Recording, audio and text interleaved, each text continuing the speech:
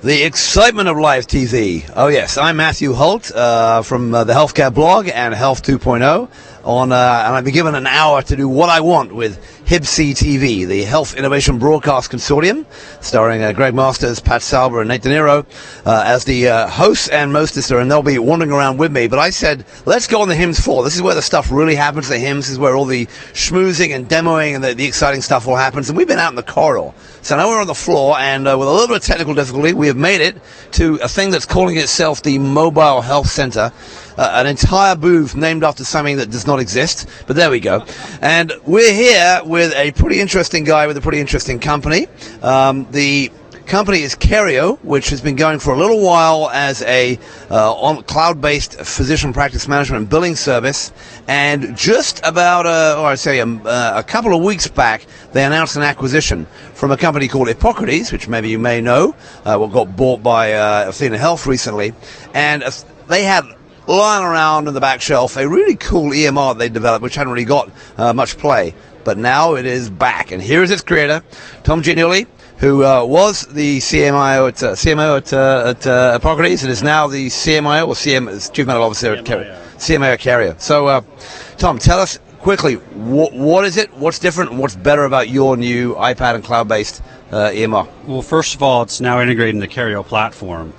And Kerio is a software and services company that's really focused on the small practice. We deliver value there and help them manage the challenges they face, whether they be financial, regulatory, or clinical. And so this product really ties into that platform, allows them to have this really, what we consider good EHR, to expand that line of services.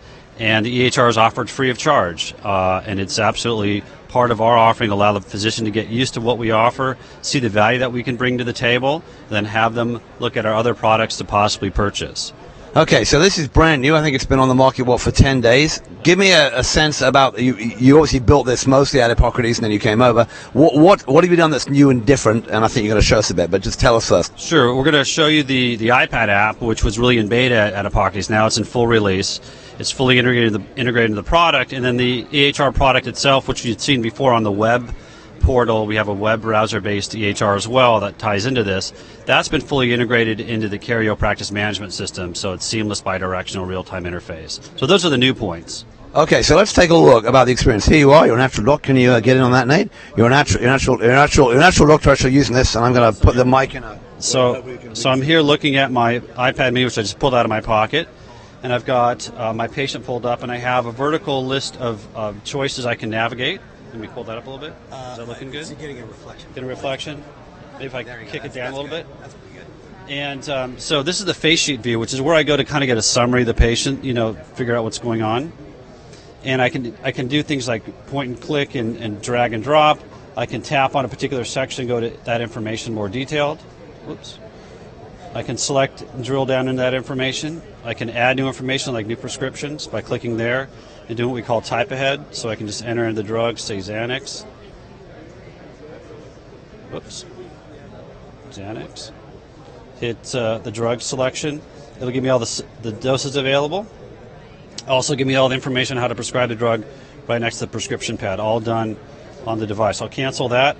I'll go to Notes. And Notes is really a powerful area. Whoop, we're not online. Let me get online real fast. 1 second. So let me make sure our network is not down.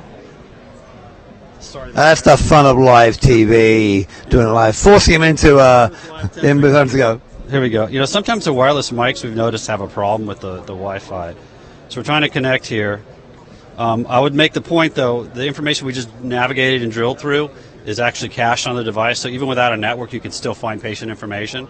I'm just trying to get us connected so we can actually add information to the system. And we're having a hard time connecting to the Wi-Fi. It's certainly not behaving. So maybe we can come back in 5 minutes. All right, let's ask a couple of things. So sure. now you have the fun of telling us stuff instead of showing us, which is less fun. But give me a sense. You've been looking at this for a long time from your prior lives, and obviously you're building this. What does this have that some of the other new sort of iPad conversions or whatever from other, or iOS conversions from other EMRs don't have. Right, I think it's a really good point. We're built for mobile, so we conceive this product from the ground up with mobile in mind. So when it comes to the data model, comes to the way we send information back and forth, the way we actually take the content and make it portable so that it can display itself on small screens as well as the full desktop, that's all been preconceived as we entered into this product design. It's not an afterthought, and so when you use our product, you'll notice that it really does work well on mobile. Second point is we have probably the richest set of features on an EHR on the iPad. So in other words, I can go through my entire chart, bill, and fill workflow on the iPad device and then later use the web product for any additional workflows outside of that. That's kind of unique in the industry, and it's all built natively. So when you have a native app, you get fast response time, generally better user acceptance and better usability. And so you add all those things together, it's a pretty unique offering. All right, so let's ask you the tough question. Obviously, you had some of this going into the Pocket East. They had a big user base for doing something somewhat different. Why didn't it really work there in terms of the business model, and why do you think it's going to work here? Well, I wouldn't say it didn't work at Pocket East. It was getting started. We had pretty good success. We actually had really good customer feedback on the product early on. It was more a strategic direction change at the company than it was related to the product. So obviously the product is a good product. We're happy to have it at Carrier. We think it's going to do great things for the company. We encourage users to go online and download it. It's free. Test it out, form your own opinion. I think it'll be a positive one. Sounds good. So you up and live or not yet? Let's see. I just can't see we get connected. And I was connected a minute ago. It's a beautiful thing. Is there anybody we can beat with a stick to make it work? Oh, well, that's the excitement of live TV. We're on the HIMSS floor. Another network. Yeah, try to steal somebody else's. How about these eSeeAdca6 guys? They look like they have a nice... Do you have a network that he could steal here? No wireless network from eSeeAdca6. Okay, you can't... Because this is... By the way, you're right. Oh, well, we're back up and live. All right, see how you're doing. Let's see. Hang on. Let's see, is it actually up and alive? Is it really alive? Looks like no. Let's look like no. All right. Now we're getting the assist. Adrian's coming to listen. Do you have a mobile Wi-Fi? He might have a mobile Wi-Fi that you can do. Okay, we're going to try to tether to the 3 or 4G that Adrian Gropper is happily providing. Do you see that? What's your name? 5G. Adrian's 5G. It'll come up any second. Takes a little bit of time. The excitement of live TV and all that kind of stuff. We'll give you guys a second, but if not, we may have to migrate on to our next border call. But you could come, you could walk with us, It's pretty interesting. Carrier, by the way, is a company not only has started in the world of actually Terry, come over here. This is Terry Douglas. He's the Director of Brand Marketing at Carrier. So forget your soon-to-be functioning EMR there for a second. Tell us about the rest of the company. How many doctor's offices are you now in? We're in it's about 17,000 providers that are on Carrier using for billing and billing services. Which counts to about how many tax IDs, about how many customers? So just over 6,000 customers across the country. And Carrier's been going for how long now? 2004. Oh, so quite a while, but most of the growth in recent years. Now let's talk about, you had a pretty good partnership going there with a other free EHR vendor called Practice Fusion, which you don't have anymore. Can you tell me a bit about what's happened there? Actually, we do still have that partnership. We have a lot of joint customers that had made a great choice with both of those products, still using today, thousands of them across the country. And we're fortunate enough to have about 7 other EHR partners that we also plug into our open platform. So small practice just need tools. We're here to provide ours or others and plug them in where they need to be.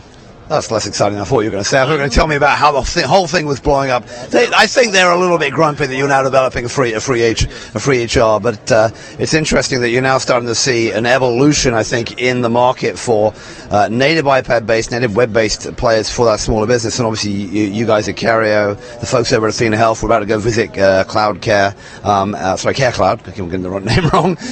Care Cloud, and there's a nice little ecosystem there developing, which is in some ways, somewhat complementary / competitive, whatever you want to say, with the folks like the Epics and the Centers who are coming from the other end. So, Tom, did he make it work?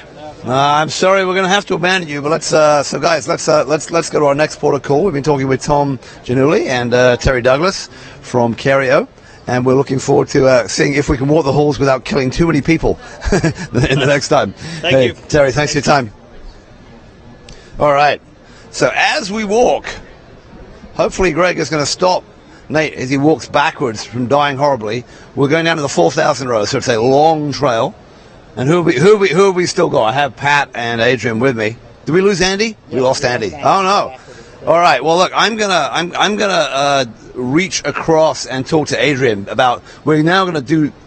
I just mentioned the sort of ecosystem of big EHR vendors there, and just 2 days ago there was an announcement which might be called the Anti-Epic Alliance or something, but it's actually called Commonwealth. And the idea behind Commonwealth is to put together. It was Cerner, McKesson, Allscripts, Athena Health joined in as well. Jonathan Bush called it something like his dinosaur preservation moment. But the idea was to make that data interoperable and be able to help people communicate across those different systems. Adrian Gropper is a real expert in the world of sharing patient data and a real advocate for moving data around and making that data both, I would say, Adrian, accessible but also private and consent-driven. Is that a fair explanation? So tell me what you think or don't think that's good about this new initiative. Those of us that have worked with something called Integrating the Healthcare Enterprise for about 10 years now see this, which has not resulted in anything much more than frustration on a large scale with both EHRs and interoperability in practice, see this as just being another version of the governance model that has a closed governance done by the largest of vendors as a way of maintaining the benefit of vendor lock-in as a business model. All right, so you're not impressed that this is a way for actually even moving data around, and in fact they haven't started doing that yet. Do you think that how does this, do you think, tie in with the kind of the general ONC work around Direct and some of these other and Blue Button, some of these other initiatives? Do we need a vendor integration piece? We have HIEs already.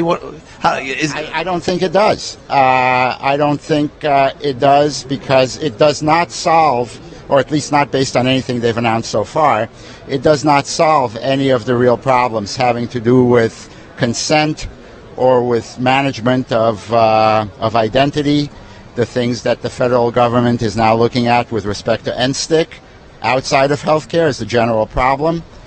And when you have, in the standards world, when you have a governance mechanism, you get a certain result. And in this case, the governance mechanism is exactly the same as has been in place for 10 years. All right, so let's talk about something different. You are now working with somebody who I've had my little spats with over the years, Deborah Peel, our Patient Privacy Rights Organization. You've been a guy I've always thought of as being really interested in actually moving data around and making it accessible and using data, but making it openly available, but also protected. Privacy protection, but identity protection mainly. Why are you working with Deborah Peel and her organization, and what do you know about it that I don't? Deborah Peel is actually a very, very clear advocate for the primacy of the physician-patient relationship. The positive side of health information exchange occurs when patients and physicians regain the control over the process. Because what happens is physicians take an oath to represent the interests of the patients. When other things creep in, whether it's accountable care or liability for lawsuits and various ways of institutional manipulation, the physician's role is now split between their Hippocratic requirement that they serve the patient and the role of the institution. And Deborah Peel points out very effectively that institutions have absolutely no standing in the law or in the state laws or in what's going on. And in that sense, I think it's a very important message to hear. All right, so I'm looking forward to seeing how you work with that.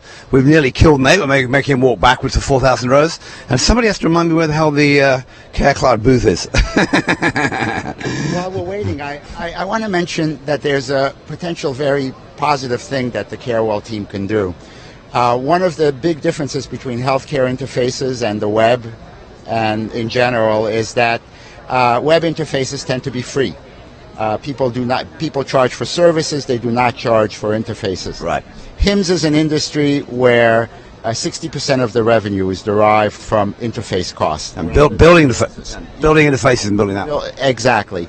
And to the extent that the Carewell announces policies that lead in the direction of, for instance, where DICOM went in radiology 20 years ago, of free interfaces that are vendor neutral, that are not charged for, and to the extent that they aim for policies that put control of these interfaces and connectivity in the physician's hand along with the patient, then this can, regardless of the governance, this would be a huge step forward.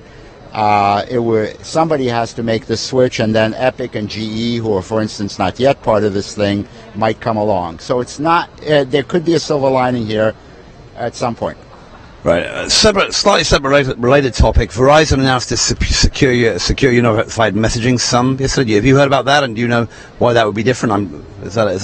Maybe Other people have done this. Or TwoNet, which is a Qualcomm initiative, is another one of these services. It depends entirely how they're done.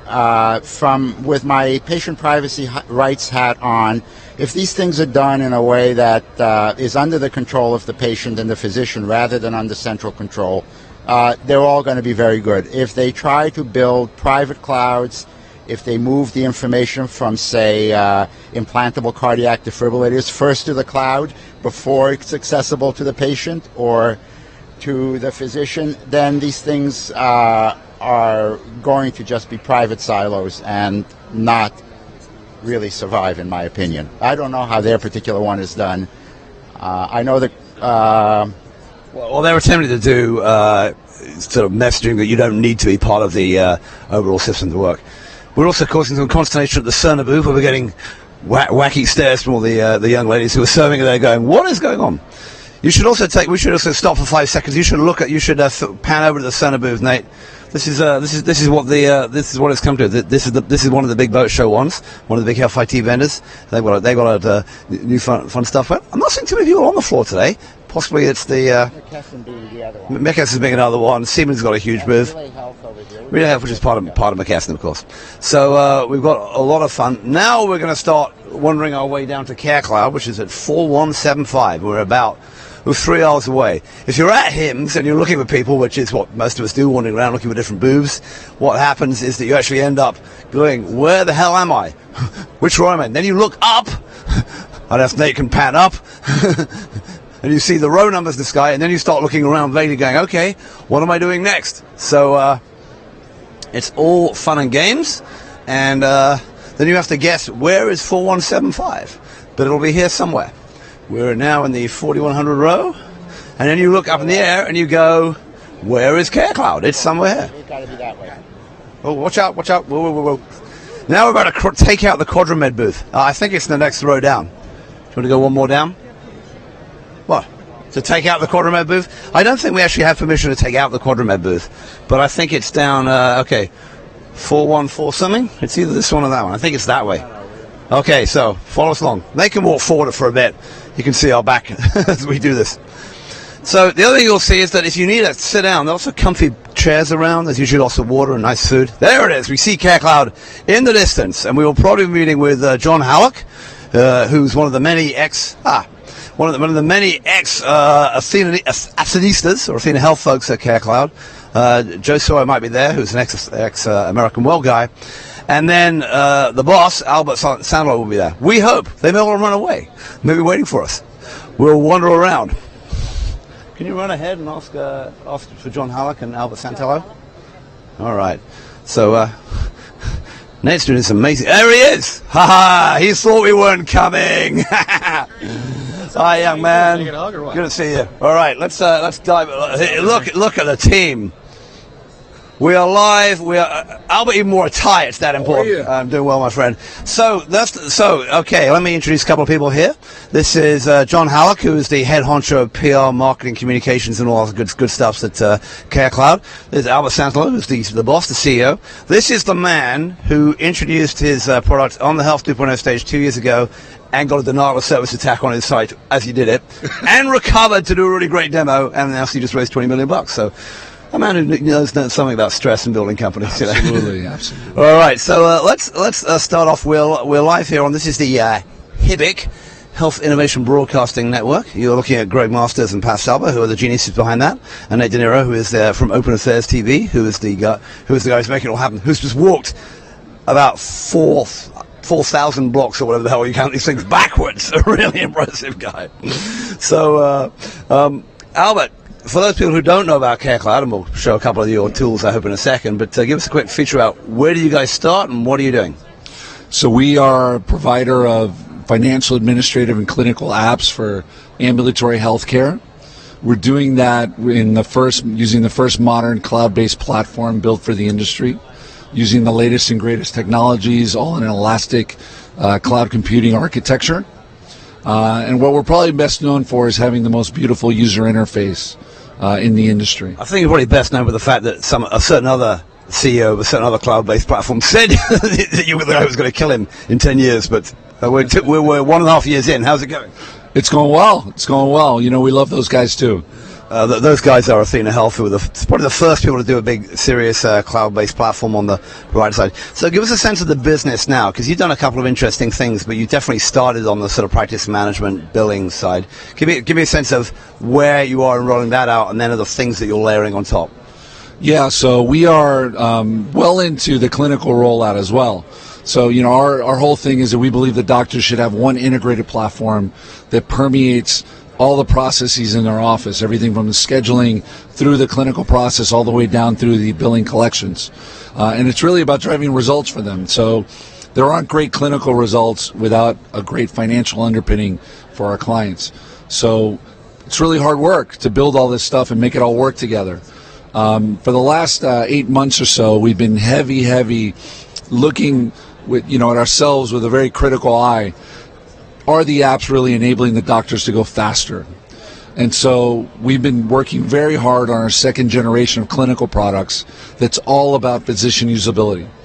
You know, we see a big market opportunity opening up in the rip and replace over the next 12, 24 months, and we're going to be right there to pick up all of these customers that are getting off these EHRs, which are slowing them down, costing them more money, not serving them in the different settings of care with a much more usable user experience. So before we get to the email part, give me a sense about the types of practice. Give the audience a sense about the types of practices, the types of organizations that you're serving.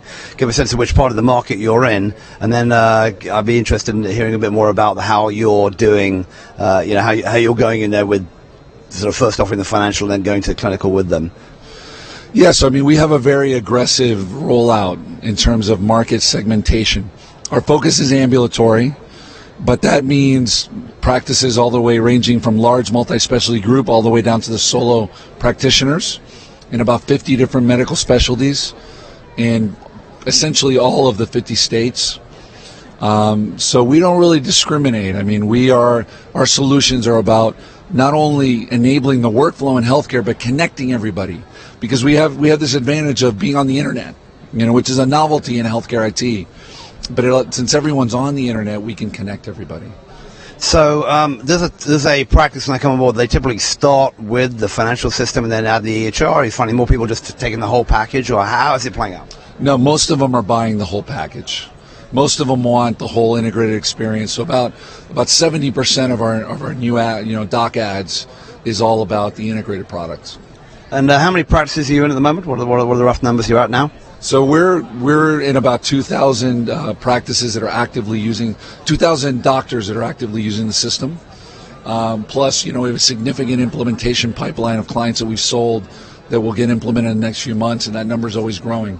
So we think, we'll be in about 5,000 by the end of this year. All right, and then I assume that 5,000 is not the end goal, right? And we're also starting to see, and I was just up with the folks at Carrier who just took over Hippocrates EHR. I think you guys had a look at that, didn't you? One point, I don't remember if you did or didn't, but there was some conversation about where that was going to end up, right? Obviously, the folks at Athena have done the thing with Hippocrates. You're starting to see kind of just like over the last few years, you saw a coalescing, some big word I'm using, which I don't know the meaning of here, connection between, you started to see clear market leaders like Epic and then Cerner and et cetera on the inpatient side arrive. You're starting to see this kind of growth of who the players are going to be in this outpatient side, but obviously it's a really fast-growing market. We're still seeing meaningful, use attestation at a pretty low level. There's a lot of room to go. So give me a sense about who you think you can look at this. Who you think the winners? You think ClearCut's going to be a winner, but who are the other ones in this area going to be? Well, I think, look, there's a lot of small EHR companies that haven't been able to escape, the gravitational pull, right? A lot of companies have tried to bootstrap this stuff. You can't do it that way. You've got to invest very, very heavily in R&D and in your growth engine. So there aren't that many companies that have done that. I would tell you that any company that is trying to put together products that have been built separately, so the Careo, Hippocrates, EHR, they will never achieve the true elegance, the true product excellence that you get when you build the whole thing. It's really hard work, though. It's not for everybody, and you got to be really well capitalized.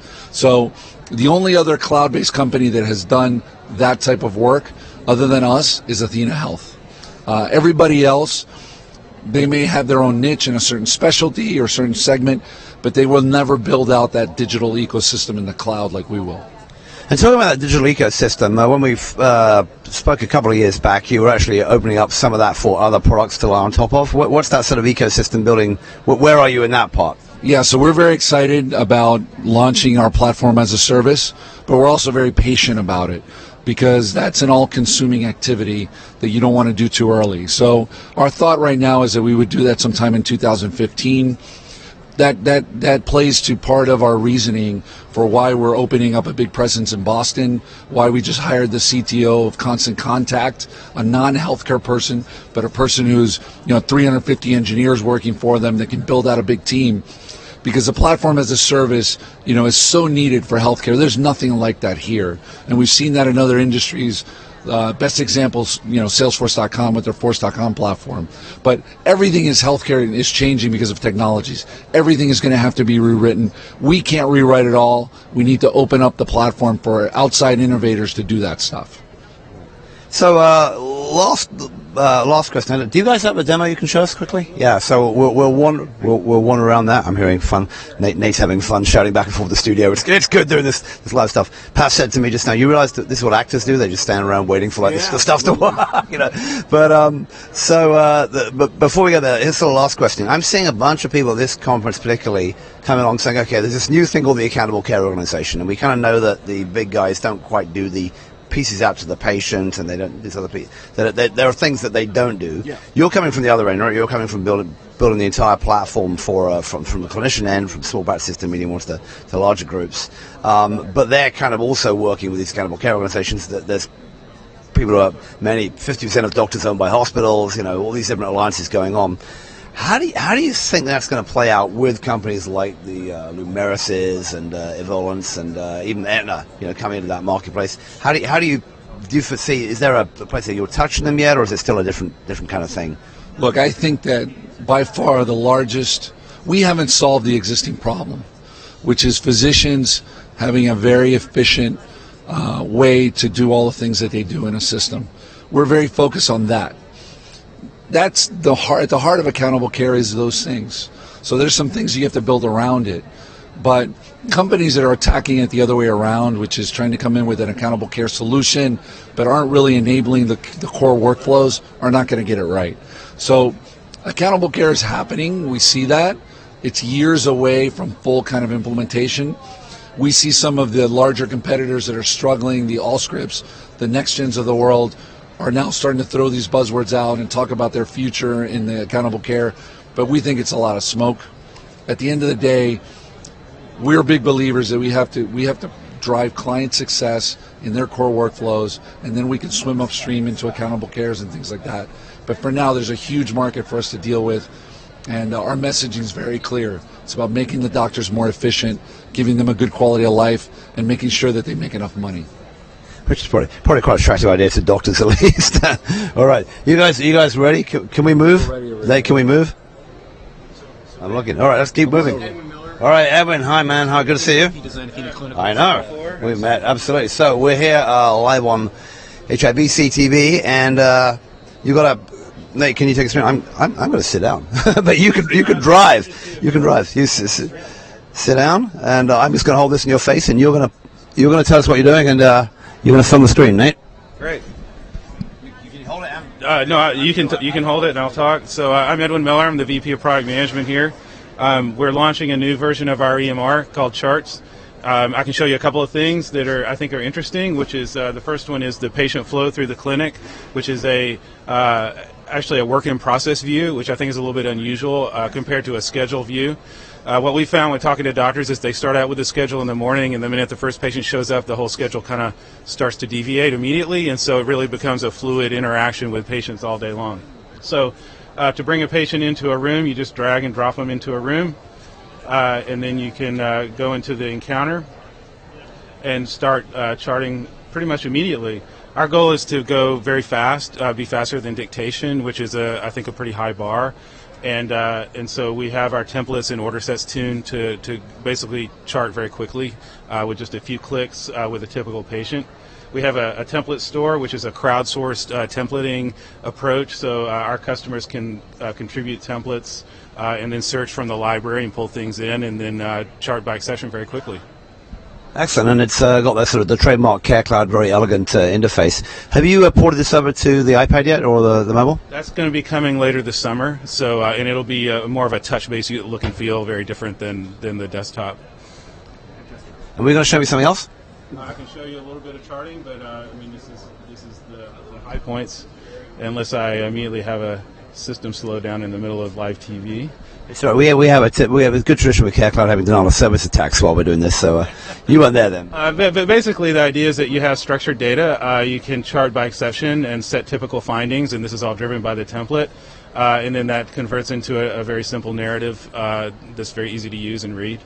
And then you can from that you'll create a very visually pleasing note that can be sent out. Very cool. So that's some of the new stuff here from CareCloud on the clinical side. We won't show it, but there's plenty back on the Health 2.0 website and elsewhere, looking at the some of the previous stuff you guys have been doing, building on the administration side and the platform side. And there's obviously a lot more to come. And as we know, when you have a very ambitious CEO who is telling some big stories. So I'm looking forward to seeing how you follow up on this. Because I'm here. Thank you so much. All right, so great. So that's chhibc TV at the world of CareCloud, and now we're moving on to our next one. I must not leave my phone behind. Mr. Alex, thank you very much for taking care of this. It was good fun. Healthcare Connect. We connect so much. All right, thanks a lot. I will. I'll be in touch. Okay, thank you guys. We'll see you soon. Have a good show. Right, now we're going a lot. Now we're going all the way to the end. So that way, go that way. Can you go that way? Do you want to walk forward, Nate? You're going to kill yourself. You sure? He doesn't. Okay. All right. Next place we're going, if I can find it on my thing, is we're getting away. We've been at what I think is the most interesting part of HIMSS. It's not where the most money is. It's clearly where the smaller guys are, which is the physician practice management and clinicals in the cloud. You had a couple of different views about how to get there, but basically the same kind of thing, which is to get, now we have to do a little bit, you have to do a left and right deviation here around the hall. We're in one of the smaller and probably more interesting parts of the community. Take a right, Pat, take a right. We're going to go that way. We're going as far south as we can. We're going out of the 1,000 row. Anyway. So, what we've been seeing so far, I hope I'm still running here. It's hard to tell if I'm live or not. What I've been seeing so far is talking about practice management companies, physician EMRs, EHRs, all integrated. I'm going to try and miss the trash can. Nate's going to be pushed into the trash can here. Should be able to walk down the side here without killing too many people. It's fun. We're going down to the 1,000 row, so we're going for a while. Anyway, but what I've been seeing in the marketplace is the slow growth of these companies, with the exception of Athena Health, which has had a big footprint in this for a while. You haven't seen too much of this really. Most doctors who've been putting in EMRs, putting in practice management systems, have been putting in the newer version of the older systems. Now, some of those players have made some moves. Cerner's been doing some cloud-based stuff. Allscripts, despite all the abuse it's taken, has done a couple of interesting things. One of the things Allscripts has done is to actually build its own native iPad EMR called the Allscripts Wand. They have a technology group that does that, and we showed that in the Health 2.0 last year. Another thing Allscripts did just yesterday, and this is blowing Health 2.0's own horn, is that we ran for them a challenge, very large prize challenge. There's a total of $750,000 available in prizes. And Allscripts had more than, I think, 150 entries of people who wanted to build onto their platform. So they're really sort of making a big sea change in how they're trying to create an ecosystem in rather non-traditional ways. So some big changes there, but in general, I think that we're going to see more growth in the new cloud-based tools like the Athenas, the CloudCares, maybe the Carriers, and others. So I'm very excited about how that's changing.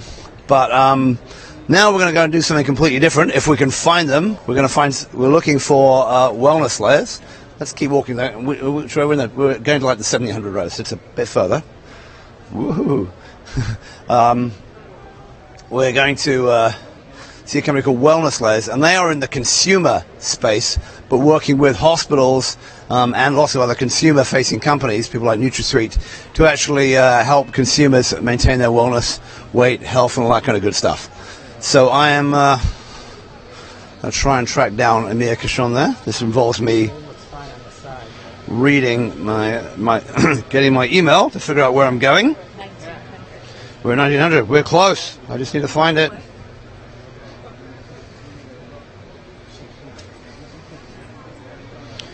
Bear with me for a second, those of you watching live on TV.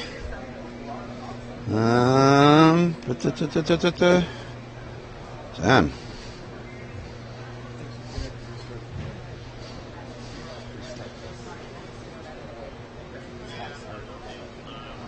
This is quite a trick. Texting while walking, very dangerous.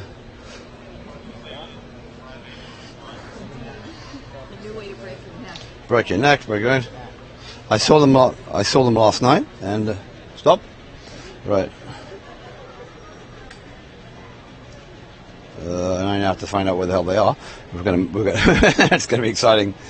In the meantime, I don't know why it's not where it should be. Do you have a way to look at the hymns? Should I before I get the exact booth number? Because I thought I had it, but I. No, hang on. No, that's nothing on my calendar.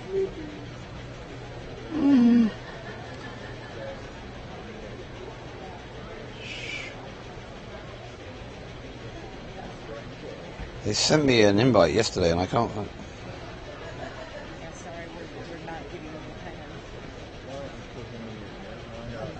We're out.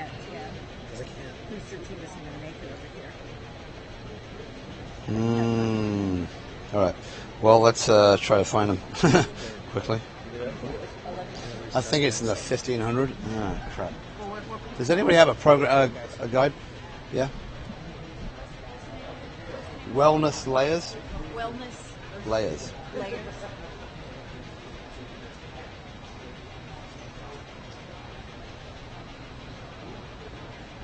So he should have lost my camera source. Did you lose the signal? No, not signal. I stopped it. Oh, what did he lose the camera source? Maybe, you stopped his rifle.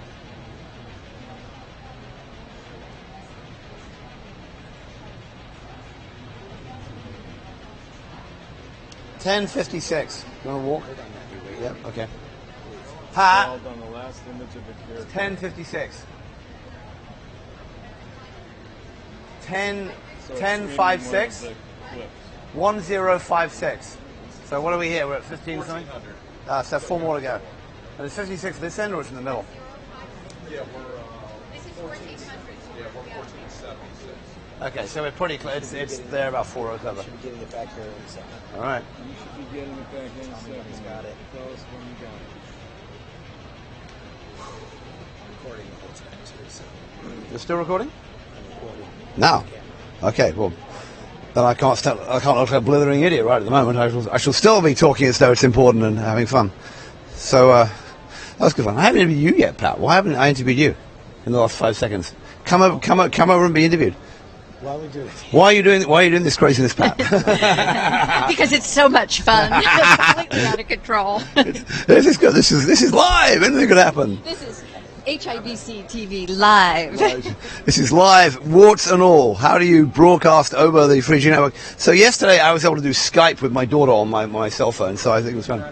Okay, 1075. We must be here. Where are they? 10. That's all right. Must be down here somewhere. Okay, we're at 1075, so we must be just... It's coming. Where are they? I wonder... Oh, welcome back. Apparently we're back, up live and again. My little chat with Pat offline didn't get... No. So, 1063. Are they in the Navisite thing? It's like... there it is, and it's gone! No! All right. Let me tell you all about Wellness Layers. It has an empty booth. They've missed their window. Amir, where are you? Oh, my word. So one of my favorite Health 2.0 companies has splashed out for the fancy boob at HIMSS, and they're not here to explain themselves. Man, in that case, I'm going to interview Pat Felber about why she's doing here and what Health Tech Hatch is all about. Have you ever told anyone about? Go on, let's sit down. We'll take over. Oh, you know who I do see? Come on, come here. Come. I see somebody else who's very important and interesting. Sit down. So this is Pat. I keep missing my interview opportunity with Balti Boy. Sit down, Pat. Pat, come sit down. Marlene Begelman, Dr. Begelman, come sit down. Okay. Do you guys know each other? Pat Felber, Marlene Begelman. You are live on the Health Innovation Broadcast Consortium Network, which Greg and Pat run. And Pat also runs Health Tech Hatch, which is what, Pat? Health Tech Hatch is an online and mobile resource for healthcare entrepreneurs. We provide crowdfunding and beta testing, and we're soon to roll out our new service, which I'm calling a talent agency, but basically wraparound consulting to help young companies be successful. Very cool. And before that, Pat, you had a long and distinguished career working for a lot of places. So you better tell us what you know about in healthcare and why did you decide to go and do this crazy stuff with young startups and crowdfunding when you had a serious career? Tell us about your serious career, and then why did you change? I had a serious career. First, I was a physician, an emergency physician at Kaiser Permanente for 18 years, and then spent another 15 years working for health insurance, first at Kaiser, Blue Shield, Universal American, and about a year ago, and I've also been consulting. I decided I needed to move away from the dark side, as insurance is sometimes known, and to the light side, which is clearly this world of health technology and young companies, entrepreneurs, and people like Marlene and Wellness Layers. All right, so we have just a few minutes before the big dog Bill Clinton is on stage that we're all going to rush off and see. But I do want to introduce, last and definitely not least, one of my favorite people in Health 2.0 and one of my favorite little companies, Enhanced Medical Decisions. Marlene Begelman is the CEO, and she's been building for quite a long time now. Too long, a really interesting engine. So you may know about Double Check MD, which is a drug-drug interaction site and also has a treatment feature. And she's working on that, but that is the public manifestation of a really complex natural language interpretation system. So, Marlene, tell me. I do mean natural language programming. Late in HIMSS. Tell us a bit about what EMD does, and where you are buried. So, thank you, Matthew. Nice to meet you, Pat. So, EMD develops natural language processing technology, that's really used to extract information from electronic medical record data and then send it over to clinical decision support tools so that they can be automatically populated, and the clinicians don't have to re-key in the information that's already extracted from the free text of the charts and populated into systems. We have our partner over there is e7eadca6 Healthcare, is one of our clinical decision support tools, and they produce possible diagnoses, and rather than the doctor having to put in all the symptoms, Enhanced Medical Decisions looks at the medical record notes. They're all processed, and the symptoms are sent to e7eadca6 that then produces the on demand the differential diagnosis. So Marlene, you're being a bit modest there, because you've spent 8 or 9 or 10 a long time building a really complex ontology. Greg is stealing your badge. A really complex ontology in certain languages, so you can really pass automatically through text and realize that, you know, high blood pressure may be a symptom, maybe a cause, maybe a side effect, in all different types of ways. It's very intelligent. We're hearing a lot about other companies trying to do natural language programming and understanding of written text. We know this is a big problem area, that most of the EMRs that are now being put in are just generating lots and lots of text, and then all that dictation stuff. Tell us a bit about why you think you're different.